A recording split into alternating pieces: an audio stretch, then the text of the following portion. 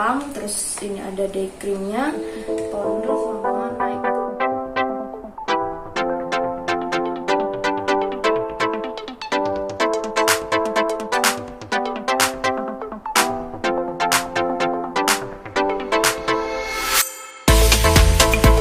Untuk tonernya, kalau toner itu sih lebih disarankan biasanya itu di minggu kedua atau barengan dengan barengan di minggu ketiga. Tapi lebih biasanya itu karena kan dia juga penting banget ya. Jadi biasa itu kita sarankan, atau aku ya, karena aku dulu juga pernah jadi sellernya ya teman-teman. Jadi itu aku sarankan pakai di minggu kedua. Pakainya itu bagusnya itu atau disarankannya itu hanya pada malam hari. Jadi hanya digunakan untuk malam hari. Kenapa di malam hari? Karena toner itu bekerja atau bekerjanya gitu ya. Cara kerjanya itu adalah dengan membuka pori-pori gitu. Kalau pada malam hari wajah udah tenang, udah nggak ada aktivitas, udah nggak ada yang day cream atau apapun yang berat yang dipakai, jadi dia tuh bisa bekerja dengan maksimal. Kalau pas lagi pagi hari gitu kan, ketika pori-pori dibuka itu banyak debu, misalnya kita lagi keluar, lagi melakukan aktivitas gitu kan, wajahnya lagi tidak tenang, jadi kurang maksimal aja, seperti itu teman-teman. Jadi lebih oke-nya atau disarankannya digunakan pada malam hari gitu. Seperti aku sendiri pribadi, aku makanya juga hanya di malam hari gitu. Kemudian lanjut lagi ke krim malamnya. Krim malamnya juga dipakai di minggu ketiga gitu ya, di minggu ketiga. Kadang itu juga ada yang nanya, boleh nggak sih dipakai di minggu kedua atau pemakaian setelah 5 hari setelah 5 hari penetralan terus aku langsung pakai krim malam, boleh nggak sih? Soalnya keburu banget nih, jerawatnya udah banyak atau keluhannya begini-begini atau pengen cerah dan lain-lainnya kayak gitu kan. Itu kalau aku pribadi sih tidak menyarankan ya di waktu itu, karena memang aku sendiri efeknya seperti itu. Jadi biar wajahnya tuh benar-benar siap dulu, sudah benar-benar maksudnya udah benar-benar siap gitu menerima produk yang baru gitu setelah dibersihkan. Jadi lebih baiknya itu toner dan juga krim malamnya itu dipakai setelah 2 minggu penetralan gitu ya, menetralisirkan yang dinetralisirkan dengan facial wash dan day cream itu tadi. Seperti itu teman-teman. Kalau kalian melakukan cara yang aku tips dari yang aku sarankan ini tadi, pasti deh hasilnya itu akan lebih bagus, lebih oke, dan ya sesuai dengan tahapannya gitu loh. Jadi wajahnya itu kan kita bersihkan dulu, kita tenangkan dulu ya kan, dari produk yang sebelumnya, dari keadaan yang sebelumnya dengan menggunakan facial wash itu kan. Kemudian tetap dilindungi dengan day cream gitu kan. Setelah 14 hari atau setelah 10 dan 2 minggu setelahnya itu wajahnya udah siap, baru deh kita ajak lagi nih bekerja gitu kan, untuk menghempas semua yang ada di wajah kita ini tuh. Kita gunakan toner, kita gunakan krim malamnya seperti itu. Kalau seperti itu hasilnya pasti lebih baik. Nanti kalau misalkan sudah 1 atau 2 bulan lah ya, kurang lebih 2 bulan, tonernya mau dipakai pagi malam sih nggak ada masalah.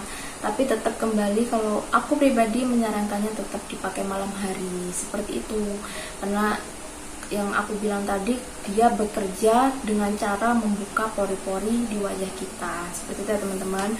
Jadi singkatnya adalah, untuk pertama kali pemakaian facial wash hanya digunakan pagi dan malam selama 2 minggu. Kemudian dari pagi sampai sore harinya kita bisa menggunakan day creamnya secara rutin. Kemudian setelah 2 minggu berikutnya itu kita bisa tambahkan toner dan juga night cream. Tonernya itu kita pakai di malam hari saja ya kan. Terus facial washnya boleh 3 kali. Kemudian night creamnya hanya digunakan pada malam hari secukupnya. Untuk tonernya sendiri itu kalau pakai jangan digosok gini ya teman, tapi kayak di tap-tap aja. Jadi disemprot ke kapas gitu, terus kita tap-tap gini aja. Jangan digosok gitu ya, hanya di tap-tap gini aja, itu udah cukup. Disemprotkan ke kapas secukupnya, terus kita gunakan di wajah, itu sudah cukup gitu ya. Aku yakin deh kalian kalau pakainya sesuai tips yang aku sarankan itu tadi, hasilnya pasti akan lebih dari, maksudnya sesuai dengan yang kalian inginkan gitu loh. Kalau untuk masalah jerawat yang meradang ya, kembali ke masalah wajahnya masing-masing. Kalau yang tapi kalau yang terlalu berlebihan, bukan berlebihan, agak parah gitu ya, jerawatnya yang besar dan lain-lain, itu memang butuh proses ya teman-teman, butuh proses dan waktu yang agak panjang gitu. Jadi ya harus sabar dan tetap konsultasi. Kalian harus konsultasi ke tempat kalian beli gitu, dan pastinya kalian harus memastikan bahwa produk yang kalian beli itu adalah produk asli gitu ya. Jadi kalau produknya kan banyak tuh sekarang kan ceritanya MS Glow yang palsu lah, yang abal-abal dan lain-lain gitu. Kalian harus pastikan kalau kalian beli di tempat yang tepat ya, tempat yang tepat atau di seller resminya, dan produk kalian yang beli, produk yang kalian beli itu asli gitu. Oke, sekian tips dari aku tentang cara pemakaian atau urutan pemakaian produk MS Glow yang benar dan tepat. Buat kalian pejuang akne nih ya, buat pejuang akne, tetap semangat ya teman-teman, karena memang untuk menghempaskan akne itu atau jerawat itu memang butuh waktu, harus sabar, harus tenang dan fokus ya. Fokusnya itu adalah jangan ganti-ganti produk sampai minimal produk itu habis atau 2 kali pemakaian produk itu. Jadi terlepas aku membahas MS Glow, misalnya kalian lagi menggunakan produk si A nih, kalian pakai sampai tuntas.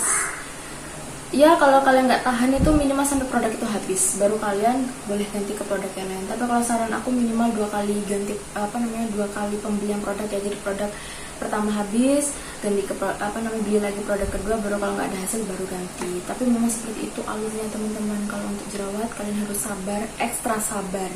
Oke, banyak hal yang harus dirubah kalau untuk akne ya, dari makanan, pola pikiran dan lain sebagainya. Gitu, tetap semangat buat pejuang akne dan semoga segera tuntas aknenya. Jangan lupa juga untuk tetap konsisten dengan produknya. Kalau yang pakai MS Glow, kalian jangan menyerah. MS Glow itu terbaik ya, karena aku sendiri pemakaian produk MS Glow itu sudah membuktikan hasilnya. Terima kasih buat kalian sudah menonton. Jangan lupa di